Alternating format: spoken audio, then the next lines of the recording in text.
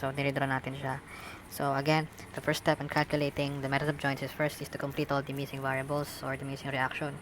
So, again, kung meron kayong di makuha or you have understand some portion here, you could comment below and check all other videos na connected kay statics kasi application ng previous concept ng statics yung gagamitin natin dito.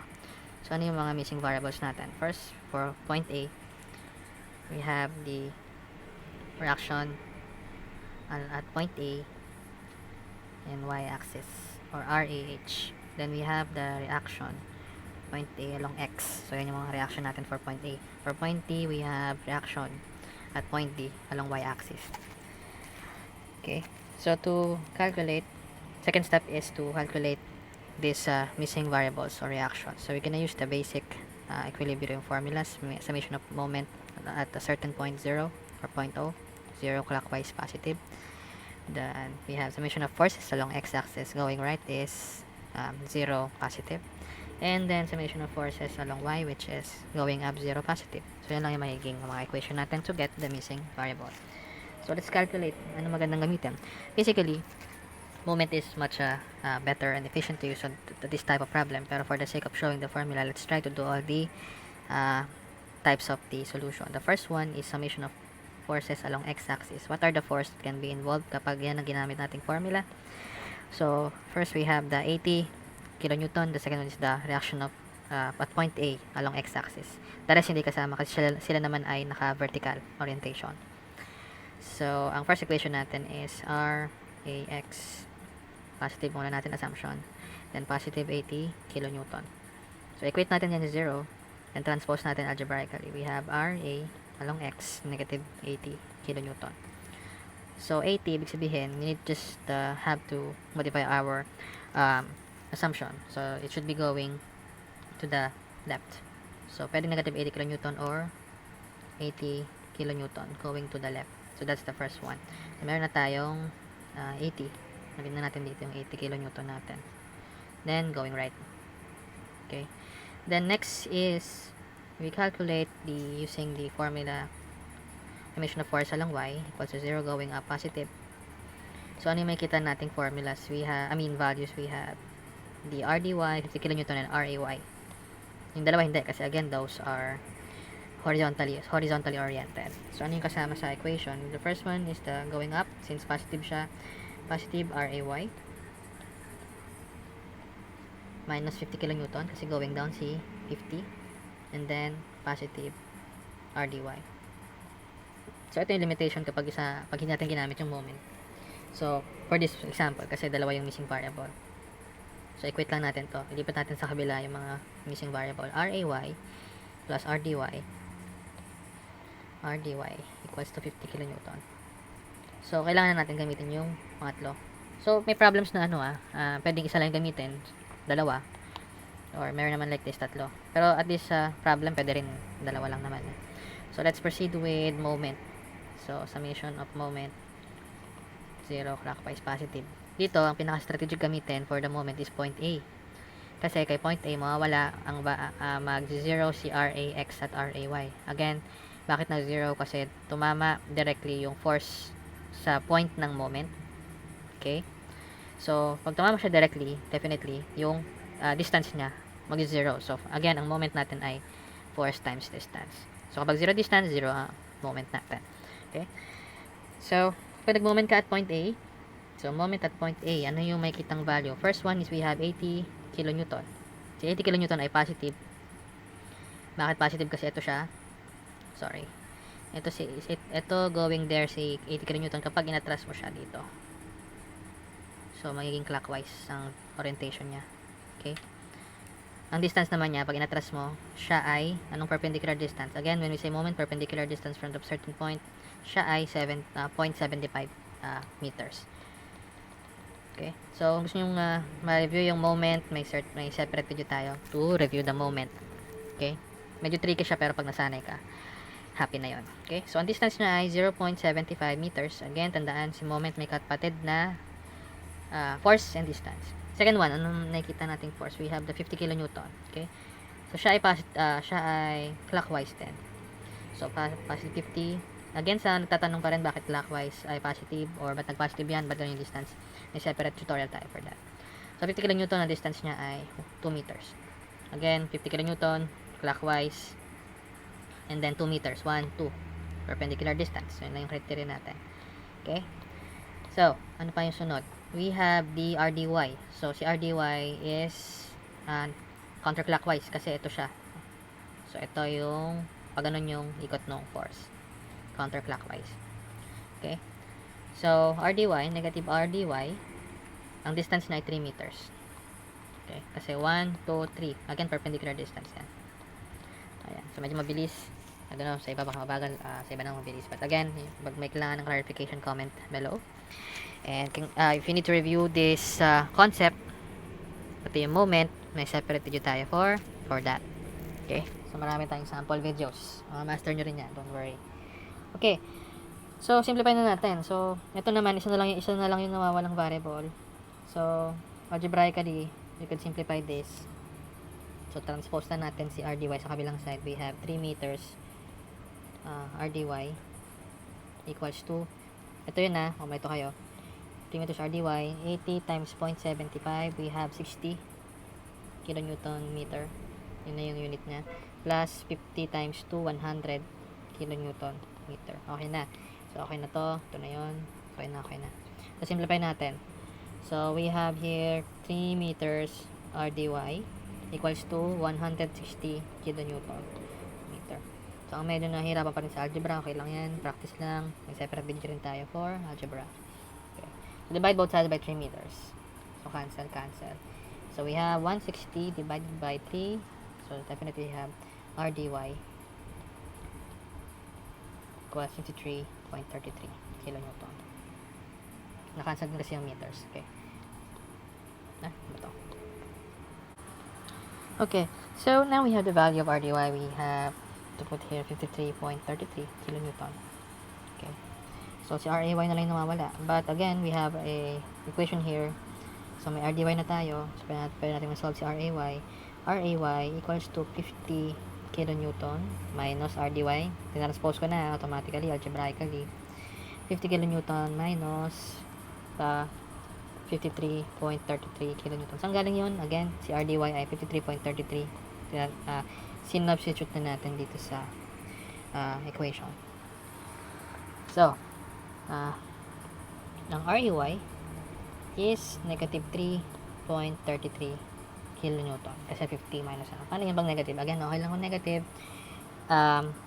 Sabihin nyo, assumption mo kailangan mo lang ibaligtad. So, for this portion, pababa, si RAY. Okay. So, para maging positive, 3.33 kilonewton. Yan. So, goods na tayo. May value na yung mga missing variables and what we call the reaction. We can now proceed with the methods of joints. Okay. So, kay methods of joints, ang technique lang dyan ay magkakat lang tayo. So, ito mag-start kay point A. Kakat natin tong portion na to. Okay? I'm gonna cut this. So, with that, pwede natin tanggalin ito. Ito mga to. Okay? Makancel din si ano. Okay. So, once we cut all of this, maglalagay tayo ng assumption again doon sa naputol na mga members. So, let's assume that this one is going this way and that way. So, this one is going to point B. Ito. Okay? So, ang tawag sa kanya ay force going from A to B. Ito naman is going to point E. So, ang tawag sa kanya ay force AE. Okay? So, ngayon, magkaroon ka na naman ng missing variable. So, okay lang yan. Yan yung technique. Yan yung kailangan natin hanapin. Okay? So, yun yung kinat natin to calculate. So, again, kaya tinawag natin method of joints kasi pipili ka ng certain joint dito sa truss natin or the figure. So, again, we select point A. So, yun. Yun yung ikakat natin na portion. Okay? So, anong pwede natin gamitin? Again, you could still use the equilibrium formula. Okay? Ito pa rin. Yan at yan lang gagamitin natin dito. So, ano yung magandang gamitin natin? If you use the moment, mag-moment ka kay A. Ano mangyayari? Di mo pwede gamitin si moment kasi mag-0 ang RAX, RAY, and FAB. So, wala kang masusot. So, pinaka-practical na gamitin, anong pwede gamitin natin? You could use the horizontal or the V. So, summation of forces along Y equals 0 going up positive. Ano yung makikita nating force? Mawawala si FAE kasi horizontal yan. Mawawala rin si RAX. So, matitira lang ay dalawa. So, makakuha ka ng isang value na makakuha ka ng isang variable. So, again, let's calculate 0 equals to going down to. So, we have RAY, diretso muna, 3.33 kilonewton.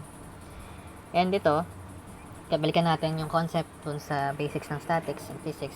Kailangan natin makuha yung Fy or yung vertical component ni FAB. So, isolate natin para di nakakalito. Si FAB, Fy ni FAB. Ito si FAB. Okay. So, ano yung mangyayari kay Fy, FAB? So, nakita nyo, walang nakalagay na tawag nito, angle. So, we could use the triangle method wherein gagamitin natin ito. So, we have 0.75 1 meter. Saan galing yan? Ito yon. Ito yung triangle niya. Okay. So, to simplify, so to use the triangle method, balikan natin yung triangle, Pythagorean theorem in order for us to get the hypotenuse. Hypotenuse niya ay, to calculate, we have square root of 0.75 square plus 1 square, we'll get 1.25. Okay. So, yun yung gagamitin natin. So, si FAB, since this one is going up, so positive siya. So, FAB multiplied by, ano yung gamitin natin ngayon? The Y, or the opposite, and the hypotenuse. So, we have 0.75 over 1.25. Okay. So, simplify lang natin yan. So, transpose natin si 0.33 sa kabila. So, and i-divide, sige, para step by step. So, FAB equals to 0.75. Simplify na nga rin natin yan. So, 0.75 divided by 1.25 will get 0.6. So, negative 3.33 kilonewton. Divide both sides by 0.6. So, si FAB mo ay, ilan siya? 3.30 divided by 0.6. So, you'll get 5.55.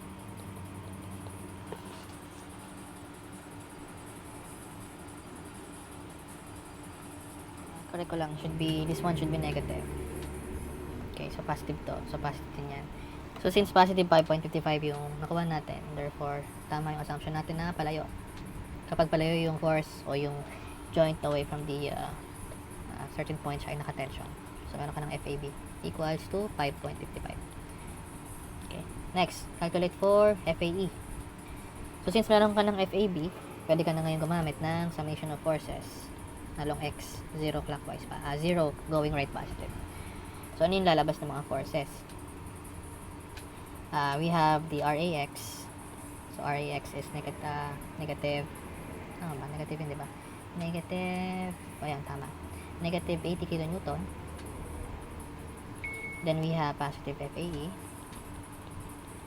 And then we have 5.55. Pero this time, gagamit na naman tayo ng triangle. Gamit naman natin itong ilalim. Kasi siya yung X. So, 1 over 1.25. So, makuha natin yung value ng FAE.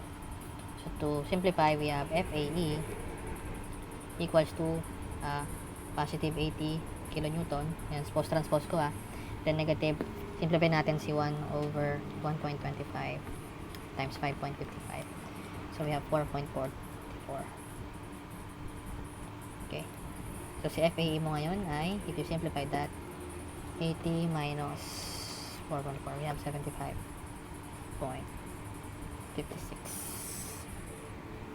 So, since yan ay naka-positive, therefore, again, that is tension going away.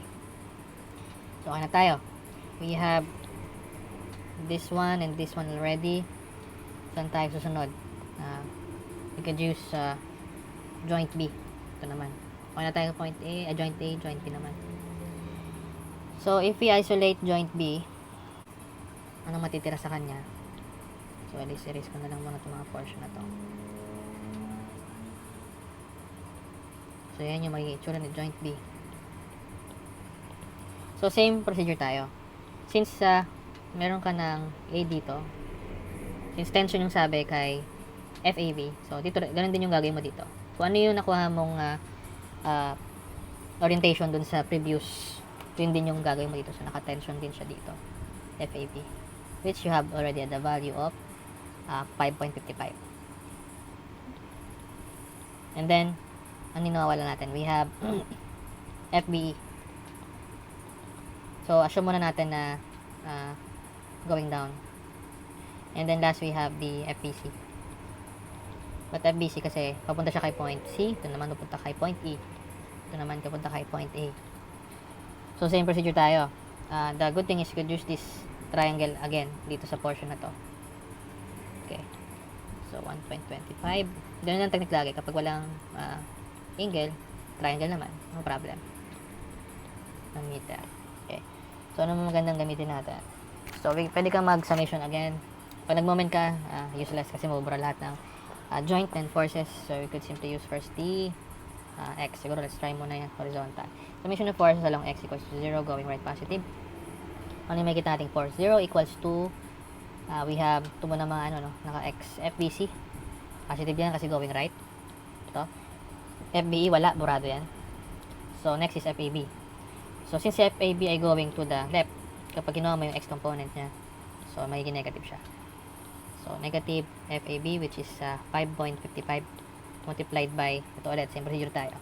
1 meter over 1.25. Yan yung formula. Ayan yung para makuha natin yung x component. So, simplify natin, FBC on the right side, transpose natin, magiging positive, 5.55. Then, 1 over 1.25. So, 0.8. So, sa FBC mo ngayon ay, then siya, times 5.55, you'll get 4.44. So, tension. Kasi, tama yung assumption natin. Pag negative yan, di compression, lipat mo lang. No problem. And then, para makuha natin si FBE, so, summation of forces along Y equals 0 going up positive. So, ano yung makuha nating values? Wala na si FBC. Wala na to. Makuha natin to sa FBE saka si FAB, yung kanyang Y component. So, ano makuha nating value? We have negative FBE minus yun pala, nag-assume ka, no? Make sure, medyo logical. Medyo unlogical yung pag-assume ko kasi, pero silang bumaba. Dapat ko kontra to. Pero anyways, pwede okay lang naman. Ma-correct naman siya ng final answer natin. So, negative FAB. Tapos, ano yung triangle niya? Ito naman. 0.75 over 1.25. 0.75 over 1.25. Pwede na natin to. Let's make it 5.25 already. So, to simplify, 0.75 divided by 1.25 times 5.55. So, 3.33. So, FBE equals to negative 3.33 kilonewton. So, since nag-negative na siya ay dapat ang compression. So, i-correct natin. So, mali yung assumption natin. Just have to correct the assumption. Right? So, yan. Meron na tayong FBC, FBE. Medyo maano lang to, no? Pero, tiyaga lang naman.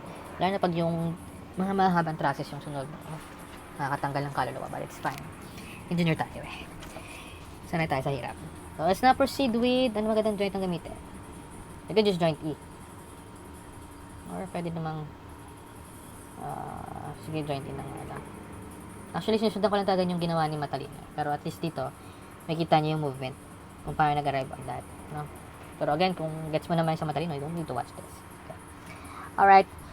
So, let's copy joint. Joint naman. So, ito siya. Now, solve using joint E. So, ito yung reason kaya yun yung title niya. Isa-isa mo yung joint.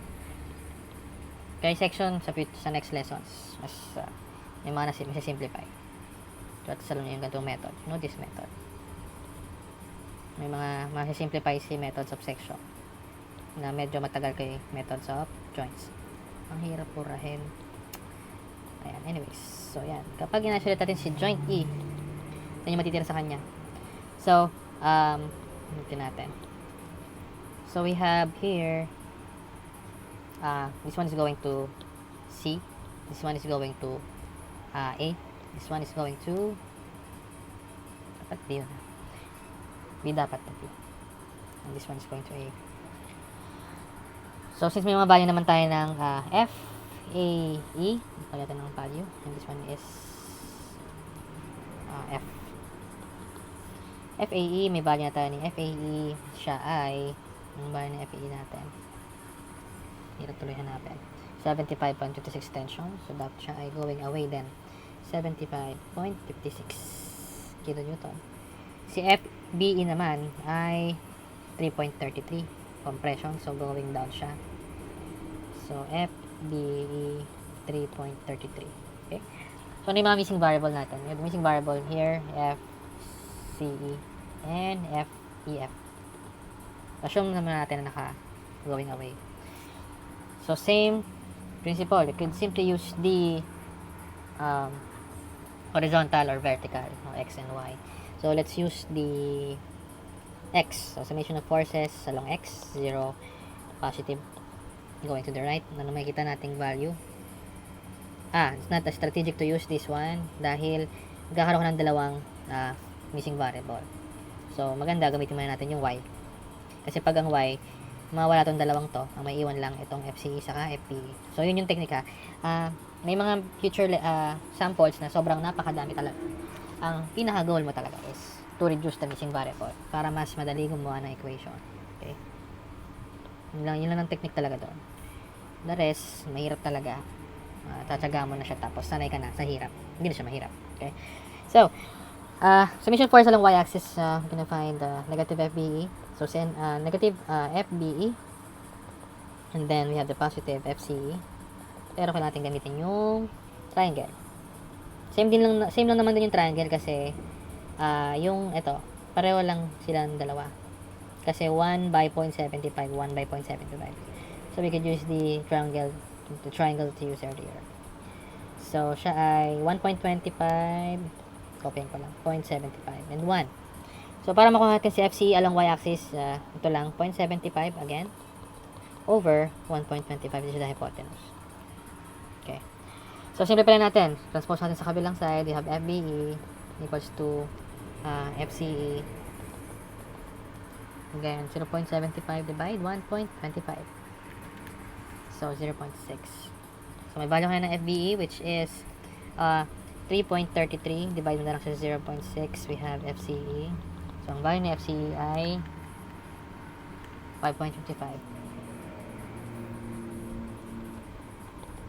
So, tama yung assumption natin since positive siya. Okay. Naka-tension. So, now, since may value kayo ng FCE, pwede ka na gumamit ng summation of forces along x-axis. So, summation of forces along x-axis is 0 going right, positive. Ano yung lalabas natin? Mawawala si FBE. Matitira yung tatlong item. This one, the x component of the FCE and FEF. Okay?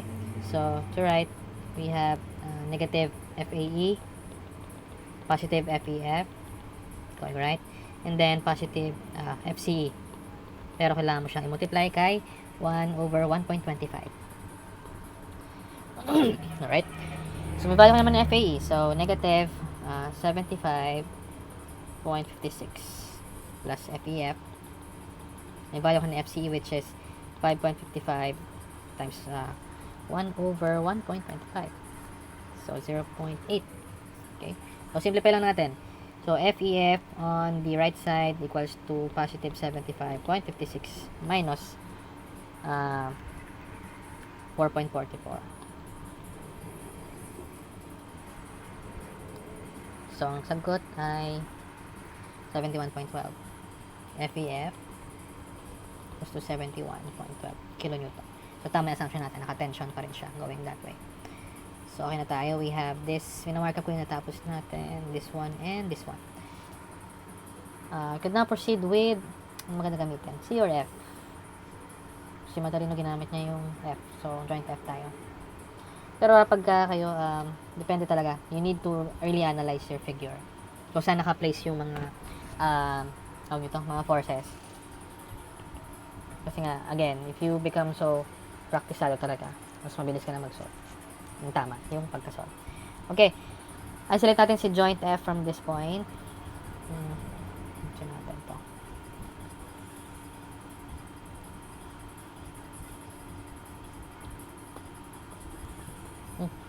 So, we have here joint F. We actually the joint F yung nakasama pa kasi kay joint C yan. Okay. So, drawing natin yung mga forces natin. Ay, sorry. So, we have F, EF, equals to 71.12. Si C na missing. So, siya ay F, CF, and si FDF. Okay? 50 kN. So, from this portion, anong ganda gamitin natin? Pinaka-easy is yung summation of forces muna along Y. Bakit? Kasi, matik ko, isa lang yung variable, isa lang yung value. So, equate mo agad. 0, going up, positive. So, ano makikita natin dyan? Positive FCE minus 50 kN. So, swak na swak. FCE equals to 50 kN. So, tama yung assumption natin. That's intention. And the next is summation of forces along X equals to 0 going right positive. So, kukontra lang naman to. The first one is going left, which is negative 71.12 kN. Kasi pag ganun siya. And positive FDF. So, equate mo lang din. FDF equals to positive 71.12 kN. Tension. Kasi pag pa-away din siya. Okay? So, ganun kasimple. So, pero sa quiz mahirap syempre. So, next. Ano na? Last na. Ano maganda gamitin? Joint C. Ano ba nawala natin? We have CD na lang. Ba't nag-joint D pa siya? Mag-joint D pa tayo para ma-check kung tama yung calculation natin. Okay? So, let's now proceed with joint C. Select muna natin si joint C.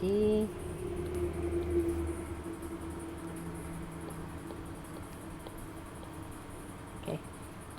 So, joint C. So, ano yung mga given natin? We have the, this one, FBC. We have the FCE. And then we have the, ba to? Pataas to, diba? Ay, sorry. This one is going up. Siya CF. CF. Okay. And ito naman, assume muna natin naman palayo. CF, CD.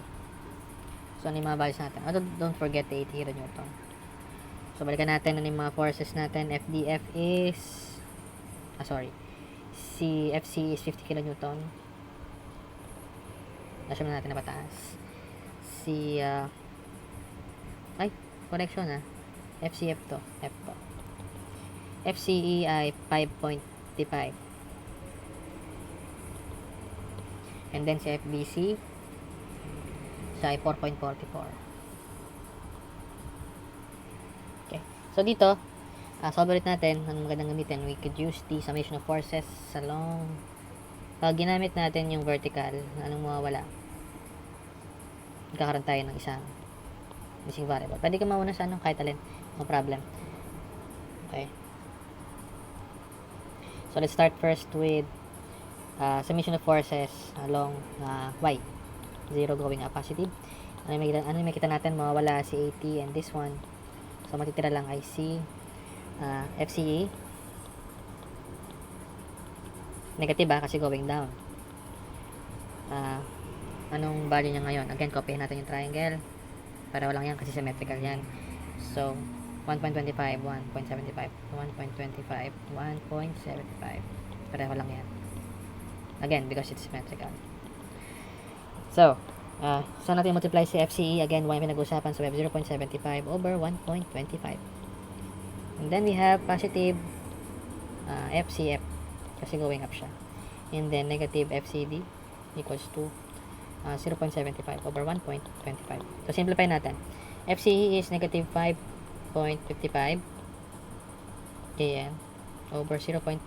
Multiplied by 0.75 over 1.25 plus FCE, which is 50 minus FCD 0.75 over 1.25. Ito pwede natin transpose on the other side of the equation. Yun na yung equal na natin. Magiging positive naman siya. So, simplify natin. 0.75 over 1.25 times 5.55. We have negative 3.33 kN plus 50. Ito naman si FCD equals to 0.75 over 1.25. So 0.6.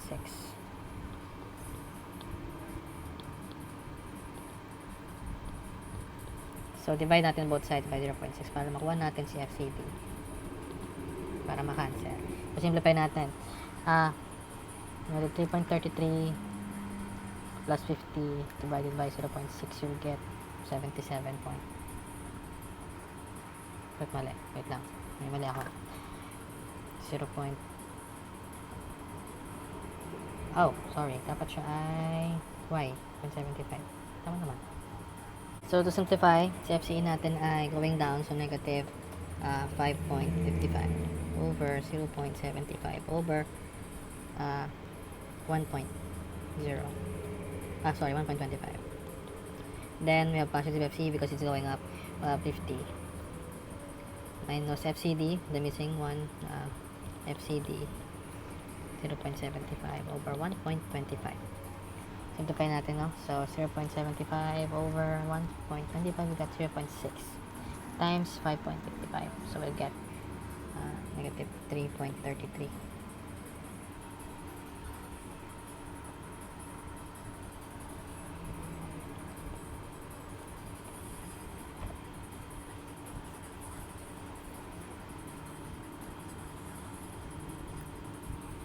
What's the FCD equals 0.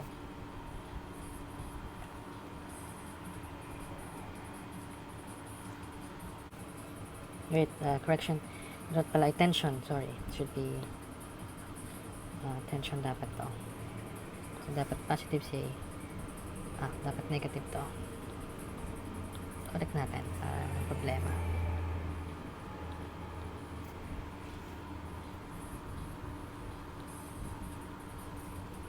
Okay, to simplify, we got negative 53.33.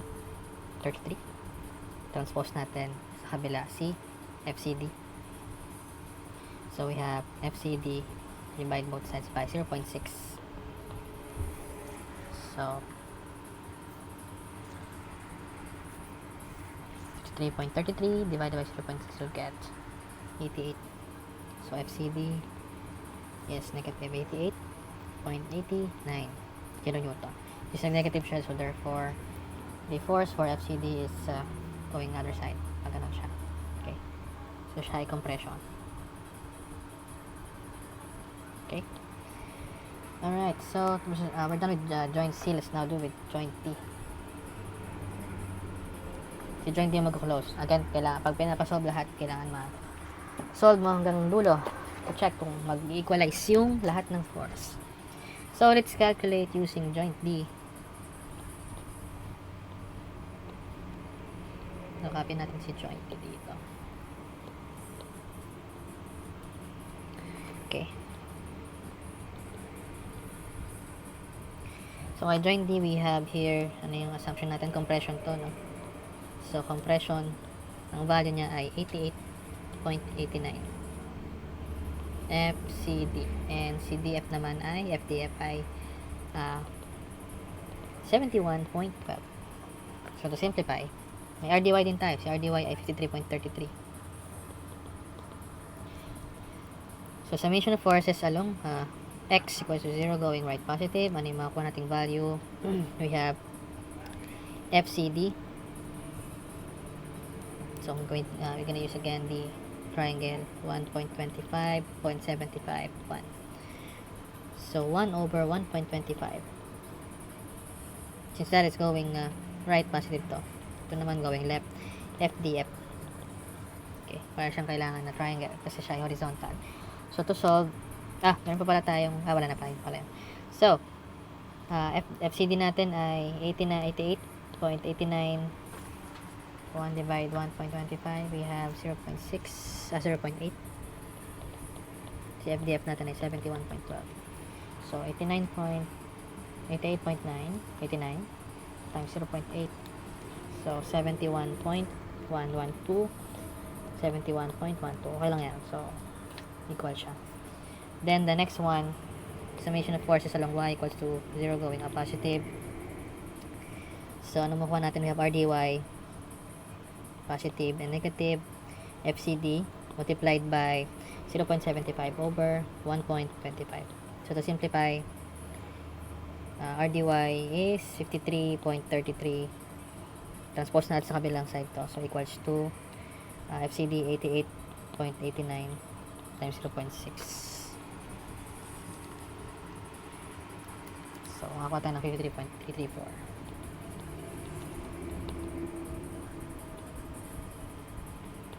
So, equal siya. So, yun yun. If you got this correctly, na nag-equal siya sa dulo, it means that you solve it correctly. Okay?